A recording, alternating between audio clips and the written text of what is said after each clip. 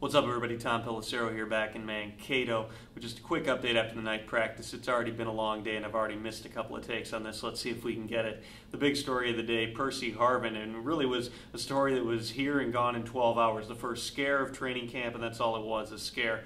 Harvin tweaked his ankle in the morning practice, was carted off, which is not uncommon. They do that with a lot of guys, so you couldn't read too much into it. But by the night practice, he was a full go.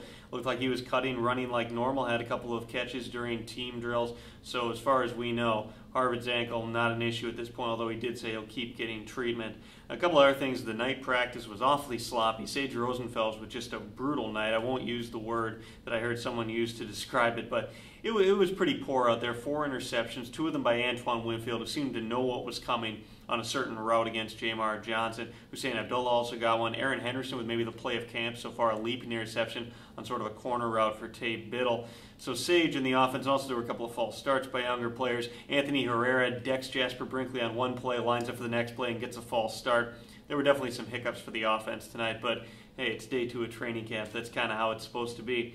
The last thing, John Sullivan apparently got kicked in the back of the leg. He ended up limping off. Didn't look good at the time, and maybe it sprained his ankle, but Childress said he thinks he just got kicked. Gave us a look at Jon Cooper, who's a guy I'm really interested to watch. In the little bit of the one-on-ones we've been able to watch, which is where both lines line up and one guy from each side goes against each other. Cooper's been one of the strongest guys handling those big defensive tackles. I'm not saying he's going to press for the starting job, but getting a look at him in a situation where he's playing with the starters and with that line gives you a little bit of a feel for how he might be able to hold up if they were to get into a situation where he'd have to go in for Sullivan during the season. So far, so good in this camp for Jon Cooper.